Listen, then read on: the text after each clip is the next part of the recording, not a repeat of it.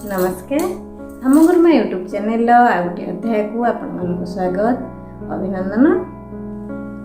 आज नुआ अध्याय आरंभ करवा गोटे गप। दीपू बोली गोटे छोट पिलाटे 3-4 वर्ष बयस। बापा माँ उभय कर्मजीवी। दीपूर अधिकांश समय कटे आया पाखरे। आयार कर्कश स्वर ताको जम्मा भल लगे। से मार स्नेह पाइपे सबुथ अनुशासन एटा लागना सेटा करना जल्दी खाईदे ये सब धमक ताको जमा भल लगे। तेणु से तार दरकार तार निसंगता दूरेवा बापा माता अनेक नामी दामी खेलना आनी किंतु दीपूर से सब मन लगे। तार दरकार गोटे कथा कहूवा कंढे ता मन बुझी पारुवा कंढे से आपण नहीं कार्टून चैनल। सकाळ तार आरंभ हो कार्टून चैनल राति भी सरुची कार्टून चैनल।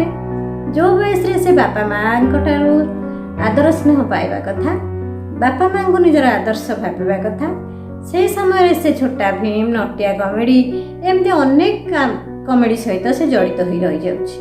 कार्टून सहित से जड़ित हो रही समग्र विश्व कार्टूनमय ही लगुच। जो समय से जेजेबापा जेजेमाँ बा परिवार सदस्य गप गीत शुणी तार शैशव को उपभोग करुता से समय से कार्टून भितर हजि जाउछि। से जानुछि ए विश्व होछि कार्टून आ ता छड़ा तार आ दुनिया रे किछि नहीं बोली से जानुछि। ये केवल दीपूर कथा नुहे ये होछि वर्तमान समय रे प्रत्येक शिशु पाई गोटे समस्या रूपे बापा माँ पाखे ठिया होइछि। से समस्या रो आमे बाहरिबा पाई केमती शिशु काहेकि जड़ित होउछि आ सेथुर आमे केमती बाहरिबा। अधिकांश समय शिशु टीवी देखा द्वारा तार दृष्टिशक्ति और श्रवण शक्ति प्रभावित होउछि। तार स्वास्थ्य हानि कारण होउछि। मूल्यवान सबुठार बड़ कथा शिशु पाइल जो मूल्यवान समय अच्छी से समय तार नष्ट हो जाउछि। पाठ पढ़ारे तार यही जो छोट बेलू टीवी देखा छोट बेलू कार्टून देखा छोट बेलू मोबाइल देखार जो निशार लगी जाउछि सेटा तार बड़ बेल को बलवत्तर रोचे।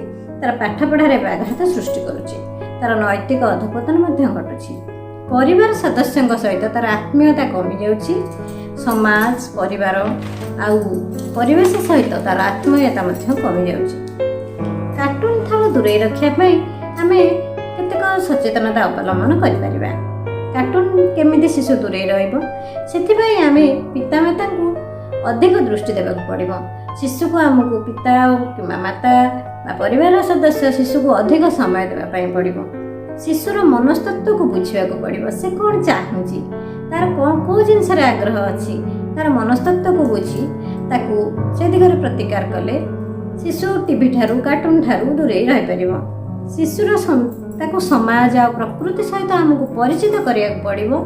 बगीचारे पानी देले गछरे तार सजीव सृष्टि प्रति स्नेह श्रद्धा जन्मिब। पशुपक्षी को खाद्य देवा गाय को घास देवा गाई गाय गेट पाखरे बाल्टी पानी रखा ये सब द्वारा तार सजीव प्रति दया भाव आसो। घरे थी पोषा कुकुर बिल्ली को खाद्य देवा ये सब करने द्वारा तार सजीव सृष्टि प्रति दया भाव जागृत हो।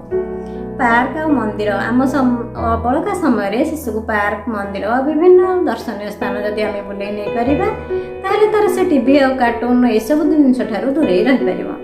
बयस को दृष्टि रखी शिशुर बयस को दृष्टि रखी आम जब तार घर विभिन्न छोट मोट काम नियोजित रखिपर ताहले से तार समय सदुपयोग करने सहित टीवी और कार्टून समय कार्टून देखिबार से विरति नहीं पार। शिशुर अध्ययन रुचि को आमको बढ़ाया पड़ो। ताको आम खबर कागज पढ़िक शुणा पड़ो। जब से पढ़ी पारुची तार बयस अनुपात बड़ बड़ अक्षर पढ़ा देवा खबर कागज आज मुख्य खबर गुड़िक पढ़ा देवा पढ़िकी शुणा गप शुणा प्रत्येक शिशु भल पाए। तेणु शिशु को गप बही छोट छोट गप बही पढ़ा देवा कि आम पढ़िकी शुणा। गीत शुणा भल पाऊँ गीत बही आनी गीत शुणे गीत द्वारा तार भाषा ज्ञान परिचय सहित शब्द परिचय हो तार आग्रह वृद्धि हो स्वाध्याय बढ़। शिशु सहित आमको विभिन्न खेल खेलिया पड़ो। शब्द धंदा हो जेकोसी घरोई खेल हो घर भितर आम खेली पारुवा खेल शिशु सहित खेलिले तार समय सद्विनियोग हो। से टीवी कार्टून ये सब ठारू दूरे रही पार। चित्र करवा चित्र करके रंग देवा ये सब कले तार मानसिक एकाग्रता वृद्धि पाइब। तार पाठ प्रति आग्रह सृष्टि हो। सी रंगर परिचय पाइपर।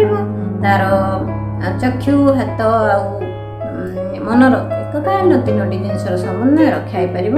ସେ ଟିଭି କାର୍ଟୁନ ଏସବୁ ଜିନିଷ ଠାରୁ ମୋବାଇଲ ଏସବୁ ଜିନିଷ ଠାରୁ ସେ ଦୂରେଇ ରହିପାରିବ।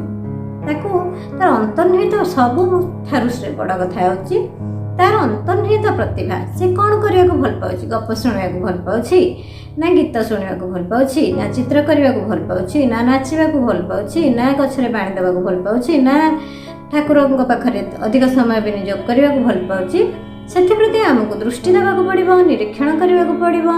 ସେ ଯେଉଁ ଦିଗରେ ତାର ଆଗ୍ରହ ଅଛି ସେ ଦିଗରେ ତାକୁ ଯଦି ଆମେ ପ୍ରୋତ୍ସାହିତ କରିବା ତାହେଲେ ତାର ଅନ୍ତର୍ନିହିତ ପ୍ରତିଭାର ବିକାଶ ଘଟିବା ସଙ୍ଗେ ସଙ୍ଗେ ଶିଶୁ ଟିଭି ଫୋନ ଏସବୁରୁ ମଧ୍ୟ ଦୂରେଇକି ରହିପାରିବ।